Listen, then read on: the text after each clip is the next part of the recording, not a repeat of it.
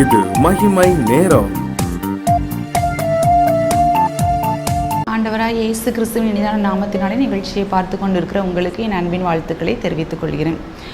இந்த லாக்டவுனில் வேலை இழப்பு, எத்தனையோ மேடுகள் பள்ளங்கள், வேலை இழப்பினால் குடும்பத்தை ரன் பண்ணுறதுக்கே கஷ்டமான சிச்சுவேஷன், எல்லாவற்றிலும் ஆண்டவர் நம்மளை கிருபையாய் வழிநடத்தி வந்தார்.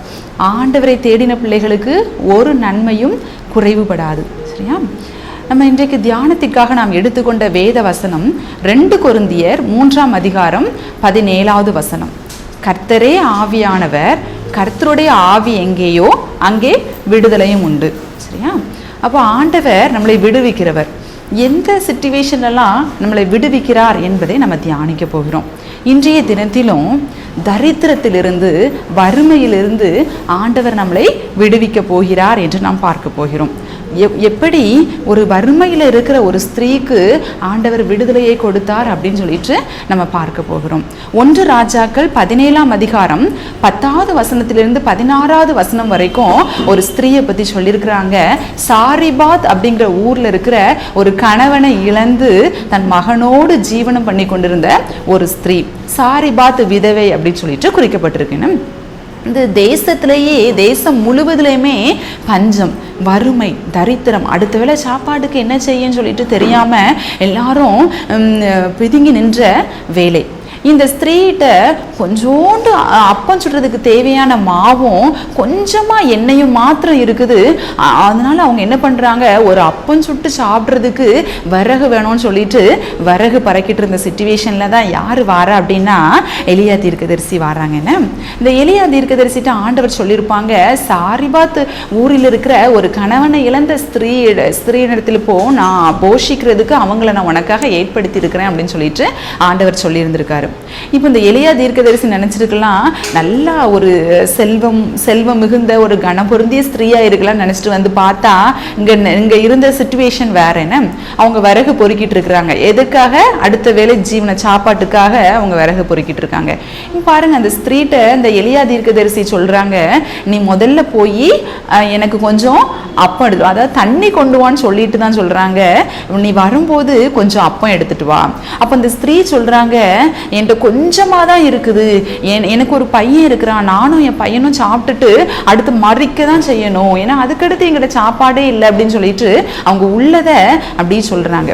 ஆனாலும் அந்த தீர்க்கதரிசி சொன்னது நிமித்தமாக இந்த அம்மா என்ன பண்றாங்க, உடனடியாக கீழ்ப்படிந்து அப்பத்தை சுட்டு கொண்டு வந்து அவங்க கையில கொடுக்குறாங்க. தான் மகனுக்கு கொடுத்துட்டு மீதியை நம்ம வந்து கொடுக்கலாம்னு சொல்லி நினைக்கல, அதை முதலாவதாக எடுத்து அந்த தீர்க்கதரிசிட்ட கொடுக்கும்போது அவர் ஆசீர்வதிக்கிறார். அந்த தேசம் பஞ்சத்திலிருந்து விடுதலை பெறும் நாள் வரைக்கும் அந்த பாத்திரத்துல மாவும் எண்ணெயும் குறைந்து போகவில்லை. சரியா? நம்ம கூட சில வேலைகளில் ஒரு தரித்திரமான சூழ்நிலைகளில் இருக்கலாம், ஒரு ரொம்ப வறுமையில் சிக்கி தவித்துட்டு அடுத்த வேளை சாப்பாட்டுக்கு வழி இல்லையே அப்படிங்கிற மாதிரி ஒரு சிச்சுவேஷனை நம்ம இருக்கலாம். நீங்கள் கவலைப்படாதீங்க, ஆண்டவர் உங்களை விடுவிக்க வல்லவராக இருக்கிறார். நம்ம என்ன செய்யும் போது அவர் விடுவிப்பார் அப்படின்னா, முதலாவது பாருங்க, அந்த அம்மா விறகு இல்லை, அதை பொறுக்கிட்டு இருக்கிறாங்க. என்ன, தன்னுடைய வேலையில அவங்க ஜாக்கிரதையா இருக்கிறாங்க. உங்களுக்குன்னு ஒரு வேலையை ஆண்டவரை வச்சிருப்பார்ல, அது வந்து வருமானம் கம்மியா இருக்கலாம், ஆனா அதுல உண்மையா இருங்க.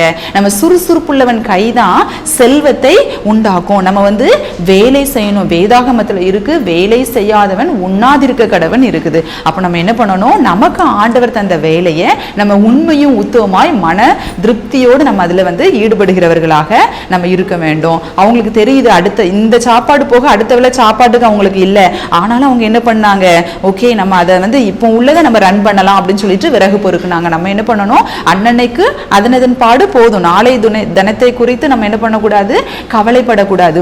நம்ம உற்சாகத்தோடு சுறுசுறுப்புள்ளவர்களாக வேலை செய்யணும். சரியா?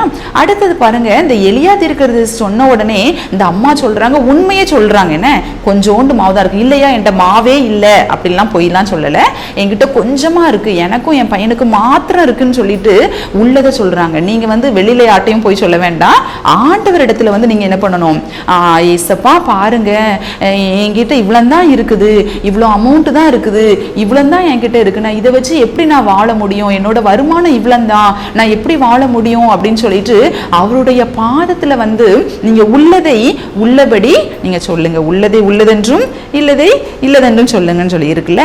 நீங்கள் உள்ளதை அப்படியே ஆண்டவரிடத்தில் வந்து உண்மையை சொல்ல வேண்டும். அடுத்து பாருங்க, எளிய தீர்க்கதரிசி அதை என்னிடத்தில் கொண்டு வான்னு மாதிரி இந்த சாரிபாதா அந்த ஊர்ல இருந்த அந்த பெண் என்ன பண்ணாங்க, உடனே அதை எடுத்து தான் பிள்ளைக்கு போக இல்லை, நம்மளுடைய தேவைக்கு போக இல்லை, முதலாவது ஆண்டவர் இடத்துல நம்ம என்ன பண்ணணும், கொண்டு வரணும். இல்லை எனக்கு இந்த மந்த் எனக்கு இவ்வளோ தேவைகள் இருக்கு, இதெல்லாம் சந்திச்சு போக மீதம் இருக்கிற தொகையை நான் ஆண்டவர் இடத்துல கொண்டு வர்றேன்னு சொல்லக்கூடாது.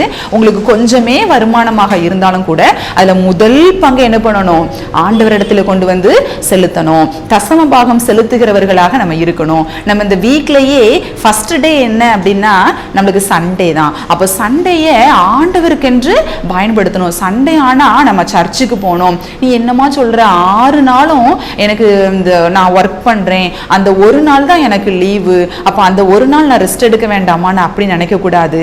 ஆண்டவர் நீங்க ஆலயத்திற்கு போகும்போது உங்களுக்கு தேவையான பலத்தை ஆண்டவர் கட்டளையிடுவார். நம்ம ஆண்டவருக்கு முதலாவது இடத்தை நம்ம கொடுக்கணும். நம்ம அப்படி செலுத்தும் போது கர்த்தர் தாமே நம்மளை ஆசீர்வதிப்பார். இந்த சாரிபாத் ஊர்ல இருந்த அந்த பெண்மணிக்கு பாருங்க அடுத்து என்ன ஆசீர்வாதம் கிடைச்சது. அவங்க வந்து உடனே கீழ்ப்படிஞ்சாங்க. என்ன ஆசீர்வாதம் கிடைச்சதுன்னா, அந்த தேசத்துல பஞ்சம் முடியும் வரைக்கும் அவங்க பாத்திரத்துல இருந்த மா வந்து என்ன ஆகல, செலவழிந்தே போகல. அது போலதான் உங்களுக்கு வருமானம் கொஞ்சமா இருக்கலாம், ஆனா உங்கள் தேவைகள்லாம் சந்திக்கப்பட்டு மீதியானதை நீங்க எடுக்கிற அளவுக்கு கர்த்தர் உங்களை ஆசீர்வதிப்பார். 5 அப்போ 2 மீனை வச்சு 5000 பேரை போஷித்து 12 கூடைகள் நிறைய எடுக்க ஆண்டவரால் முடியுமானால், கொஞ்சம் வருமானத்திலையும் உங்க தேவைகளை எல்லாம் சந்திச்சு மீதியானதை எடுத்து திருப்தியாக நடத்த ஆண்டவருக்கு முடியும். இன்றைய தினத்திலே கர்த்தர் வறுமையிலிருந்து தரித்திரத்திலிருந்து உங்களை விடுவிக்க வல்லவராய் இருக்கிறார். ஏன்னா கர்த்தரே ஆவியானவர், கர்த்தருடைய ஆவி எங்கேயோ அங்கே விடுதலை உண்டு இருக்கு. கர்த்தர் உங்களை ஆசீர்வதிப்பாராக. ஜெபம் செய்வோம். அன்புள்ள ஏசப்பா, இந்த நாளுக்காக நன்றி தகப்பனே. வறுமையிலிருந்து தரித்திரத்திலிருந்து விடுதலை தருகிறவர் நீர் அல்லவா ஏசப்பா. நாங்கள் கீழ்ப்படிந்து உடைய பாதத்திலே வந்து நாங்கள் கீழ்ப்படிந்து இருக்கும் பொழுது, நீங்கள் சொல்வதை நாங்கள் செய்யும் பொழுது, உமக்கு முதலிடம் நாங்கள் தரும் பொழுது, நீங்கள் வறுமையிலிருந்து இந்த தரித்திரமான சூழ்நிலையிலிருந்து விடுவிக்க நீங்கள் வல்லவராக இருக்கிறீங்க அப்படிங்கிறத நாங்கள் விசுவாசிக்கிறோம் ஏசப்பா. இந்த நிகழ்ச்சியை பார்த்துட்டு இருக்கிற ஒவ்வொருவருக்கும் நீங்கள் விடுதலை தருகிறபடியால் உமக்கு நன்றி. ஆமேன். இயேசுவின் மூலம் ஜெபிக்கிறோம் ஜீவனும் பரிசுத்தமுள்ள நல்ல பிதாவே. ஆமேன்.